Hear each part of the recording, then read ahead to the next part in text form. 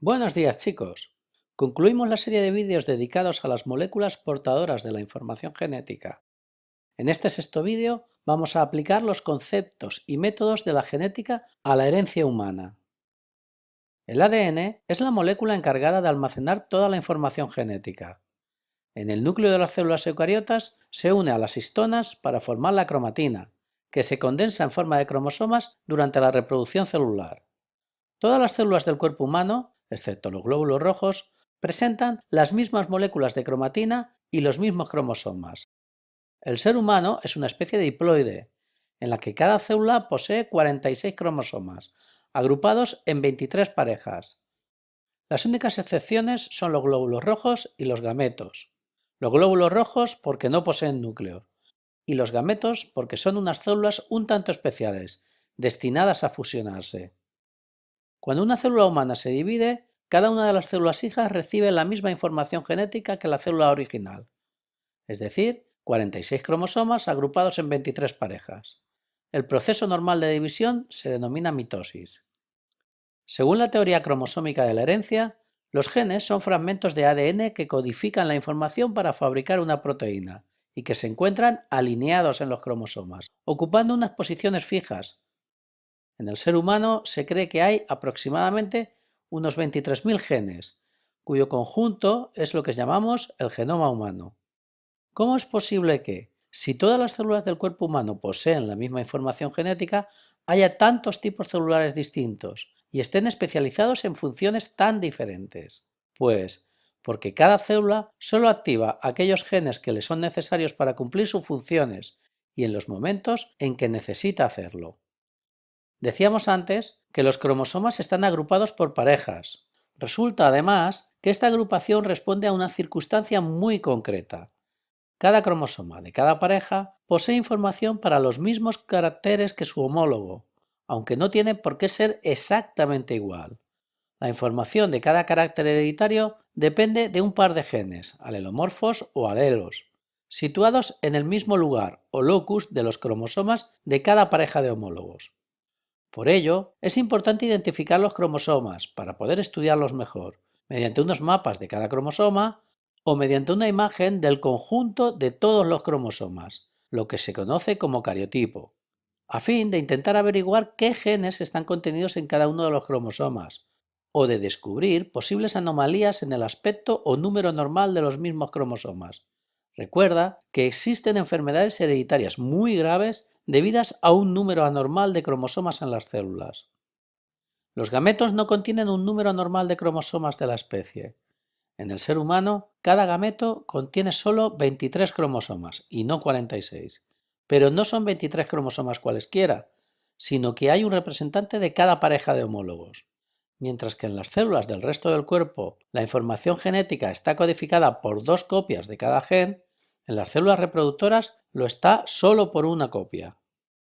Esta reducción del número de cromosomas típico se debe a un proceso de división celular muy especial, que recibe el nombre de meiosis y que está destinado a garantizar que, tras la unión de los gametos durante la fecundación, se recupere el número normal de cromosomas. 23 cromosomas del óvulo más 23 cromosomas del espermatozoide son 46 cromosomas. Por tanto, al formarse un nuevo individuo, cada uno de sus caracteres hereditarios estará codificado, de nuevo, por 2 genes, uno recibido del padre y otro recibido de la madre. La forma como se expresa externamente cada carácter dependerá de la combinación de las informaciones genéticas contenidas en los genes paterno y materno, no de cuál sea el parental del que se ha recibido el carácter. Los caracteres estudiados en la genética mendeliana tenían solo 2 alelos alternativos, pero existen casos de herencia polialélica, en la que puede haber más de 2 formas alélicas posibles, aunque cada individuo solo presentará una pareja de alelos de entre todas las combinaciones posibles. Sucede así en el grupo sanguíneo AB0, el cual depende de la existencia o no de determinadas proteínas en la superficie de los glóbulos rojos, las proteínas A y B. Dichas proteínas están codificadas por un gen, al que denominamos gen I, de tal manera que el alelo I supra A sintetiza la proteína A, que aparecerá en la membrana de los glóbulos rojos, los cuales serán del grupo A. El alelo I supra B sintetiza la proteína B, que aparecerá en la membrana de los eritrocitos, los cuales serán del grupo B. Y el alelo I minúscula no sintetiza ninguna proteína de la membrana de los glóbulos rojos. ¿Qué pasa si un individuo es heterocigoto para este carácter? Pongamos, por ejemplo, la combinación alélica I supra A I. En este caso, se sintetizará la proteína A por parte del alelo I supra A, mientras que no se sintetizará nada a causa del I minúscula. Por lo tanto, el individuo será del grupo A. En este caso, se dice que entre ambos genes alelos se establece una relación de dominancia, de tal manera que el alelo que se expresa en el fenotipo es el gen o alelo dominante y el oculto es el alelo recesivo. En este caso, el gen que fabrica la proteína A es dominante respecto al que no fabrica ninguna, y las personas que llevan la combinación alélica I supra A I son del grupo A. Por otra parte, si los dos genes que codifican la proteína de membrana portan la misma información, por ejemplo, los dos alelos fabrican la proteína B, el individuo es homocigótico para el grupo sanguíneo y se sintetizará la proteína B o la proteína B.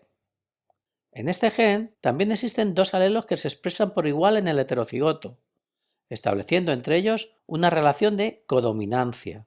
Son los alelos I supra A e I supra B, codominantes entre sí, de forma que el alelo I supra A produce la proteína A en la membrana de los eritrocitos y el alelo I supra B produce la proteína B, de forma que las personas heterocigotas I supra A y supra B son del grupo AB.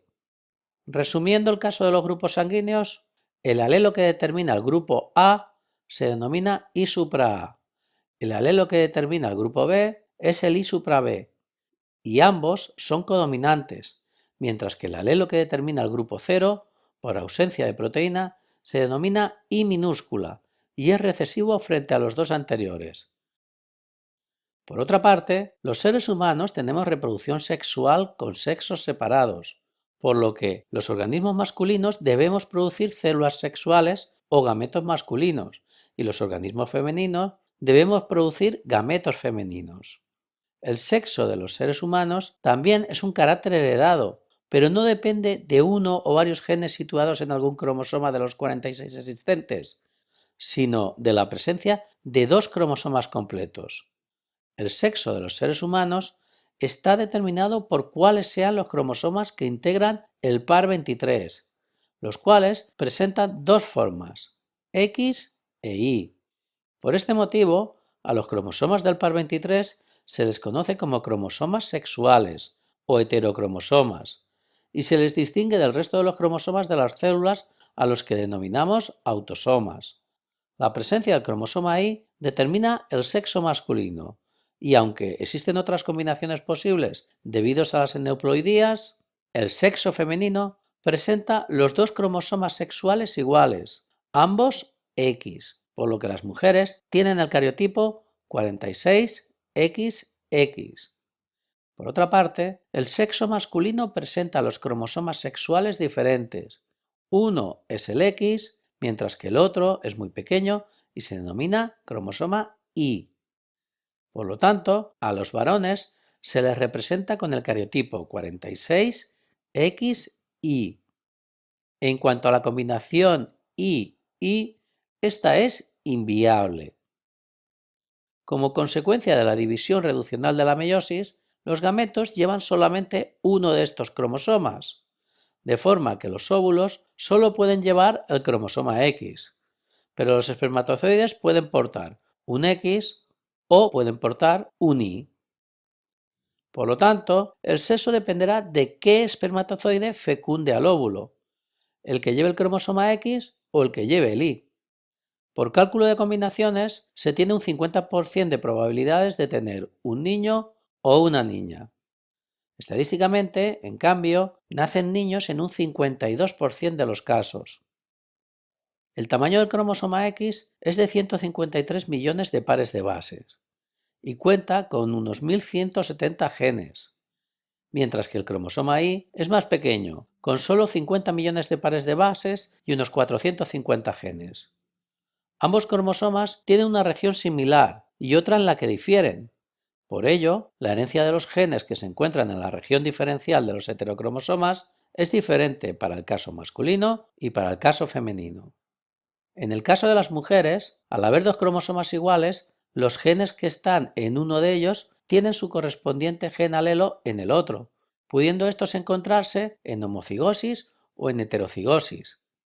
Pero en el caso del hombre, los genes que están en el cromosoma X no tienen su alelo correspondiente en el Y.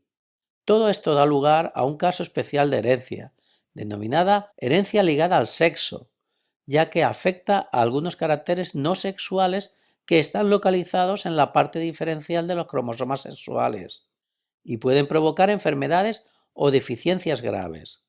Ejemplos de esta herencia son un tipo de daltonismo o ceguera para los colores, las hemofilias A y B, algunas distrofias musculares, la enfermedad convulsiva de Lesch-Nyhan, la falta o deficiencia de enzimas concretos, etc., que son debidas a la presencia de un alelo, digamos anormal, causante de la enfermedad, recesivo, en el cromosoma X. Así pues, la presencia del alelo anormal en un cromosoma X y del alelo sano en el otro dará lugar a mujeres heterocigotas para este carácter, es decir, una mujer portadora del alelo que no sufrirá la enfermedad, pero que podrá transmitirla a sus hijos. Mientras que las mujeres homocigóticas con ambos alelos anormales sí que padecerán la enfermedad. En algunos casos, como la hemofilia, se produce la muerte del feto, por lo que el homocigoto recesivo es letal.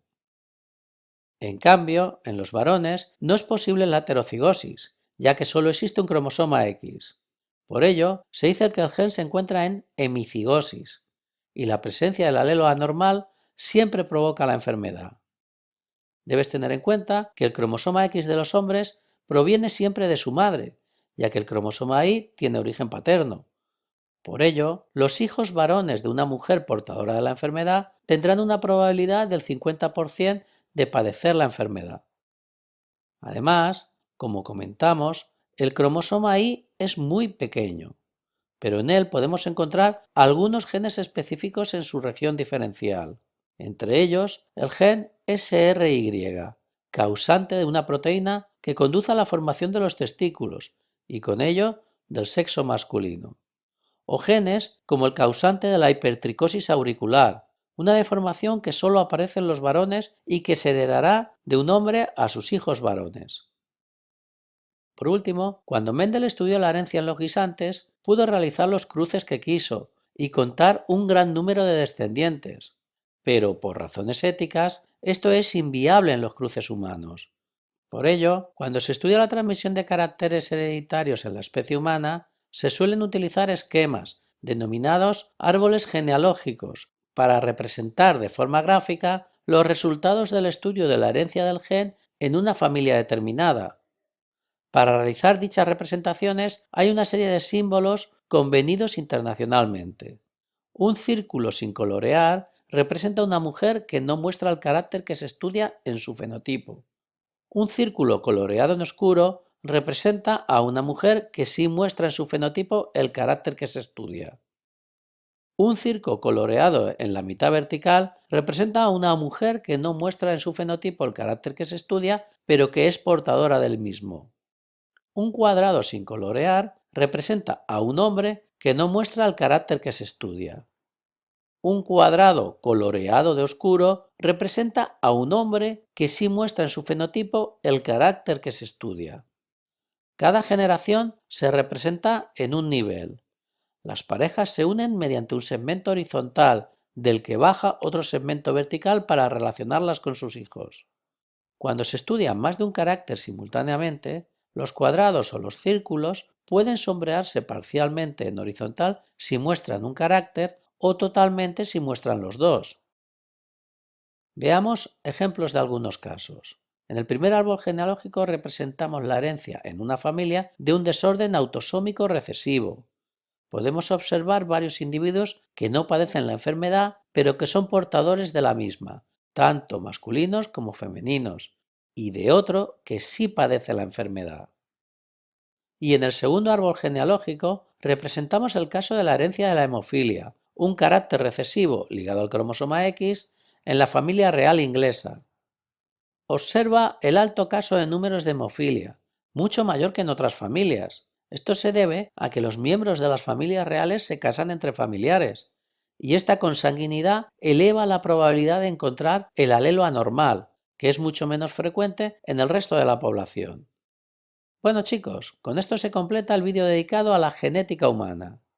A continuación os ofrecemos un dossier de problemas de genética humana para que vayáis practicando. ¡Hasta pronto!